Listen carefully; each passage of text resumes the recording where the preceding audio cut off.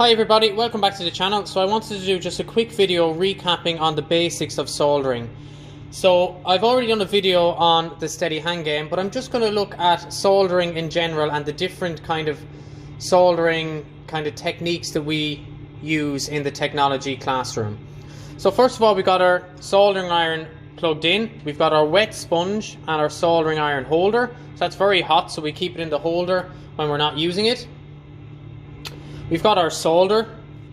So solder is very soft. It can be just pulled off like that.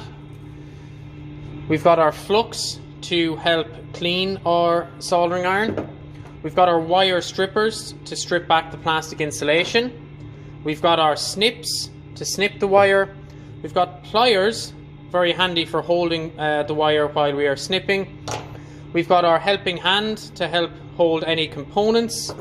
And I'm going to be showing you how to solder two wires together. Then I'm going to be showing you how to solder on copper strip board. And then I'm going to be showing you how to solder on printed circuit board. So the first one I'm going to show you is how to solder just two wires together. So I've got one of my wires in the helping hand, and I come along with my second wire, snip it to the required length. Then we get our wire strippers. Place the tip of the wire into the strippers and we strip back. So we want the insulation to be stripped back just around 10 millimeters or so. So we do that on both sides. Now when we're soldering two wires together like this, I like to just twist them together as such so they stay together. Get your solder and your soldering iron then. I like to melt a little bit onto the tip of the soldering iron first. Just a small bit. And then we don't just blob a load on. It's a nice continuous process where we're just feeding in solder to where it covers the solder joint fully. Should cool in about 10 seconds, maybe a little bit less even. I take that out now, and that is now soldered. So what you can do that is put a little bit of heat shrink over it to cover it, and that's a nice solid solder joint. Now the next one we're going to look at is the copper strip board. So a lot of you will be familiar with this from the steady hand game. And if you remember, the copper strip board has rows on it.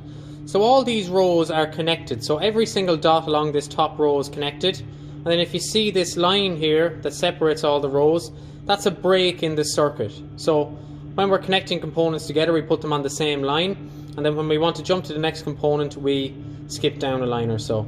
So when we're placing this in the circuit, we don't just leave it in like that with the wire sticking out. You push it in fully so that the wire insulation goes all the way to the strip board, and then we bend it over like that to stop it falling out,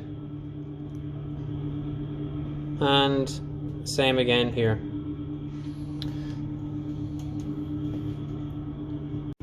Okay, so here's a close-up on the copper strip board. So I've got the tip of my soldering iron here. I'm just going to place a little bit of solder on the top, and then what you want is you literally want the solder just to cover the hole that your wire is going through. Same again here. Literally just covering it so that it literally covers the hole. You don't want too much, or you don't want too little. So if you see gaps and you can see the wire of the hole that you are soldering, that's not good. Likewise, if you're putting too much solder on, you can end up crossing the track. So I'm going to show you what that looks like here on this soldering iron. So I'm just going to put a lot of solder onto it here, and when you put too much in, the solder ends up crossing like that. So that top one there is the solder joint that you want, whereas this bottom one here is too much solder and you've crossed the tracks, and you could end up running into problems then. Okay, so the next one I'm going to show you is if you have a component here like a switch that you need to attach wires to join it to another component, or to put it into a copper strip board circuit. So once again, we have our wire stripped down. Before this, we gently put it through the hole that's required to go in, and then bend it over. What you don't want to see is you don't want any bare wire showing. You want to bend it in fully to where it hits the wire insulation. Bend it in so it hangs there.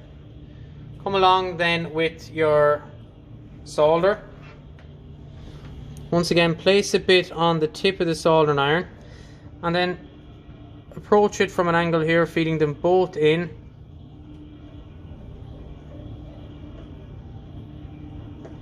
There we go. Again, not too much. And you want to just give that a wiggle to make sure it is sturdy. So there we go. And you can snip off any excess. So if you see there, it's literally just covering the hole. Not too much. You don't want to put too much on, because remember, if you crossed or joined these two contacts together, you will end up with a short circuit. So snip away the excess there, and you've got your solid joint. Right, so the last one I'm going to show you how to solder is the printed circuit boards. This is a printed circuit board for a light or dark sensor circuit. And if we look at these closely, what we have is we've got the green part and then we've got the silver contacts. So you populate the board on the front so you can see it's labeled very clearly where everything goes. What you want to do here is you only want to solder on the silver parts, the silver contacts.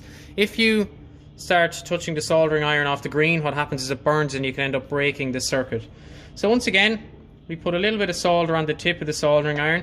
Now it's important to note that I'm cleaning these in between videos, so I'll just show you what that means. Is just get a little bit of flux, dip it in the flux, and with our wet sponge we clean the tip of the soldering iron so that you should have a nice shiny tip. If it's becoming a problem for you, a little bit of sandpaper also helps clean it. So again, put a little bit on it, and then we're literally feeding it in so that you're literally getting a small bit of solder that is literally covering the hole. And once again, what you can do is you come along with your snips,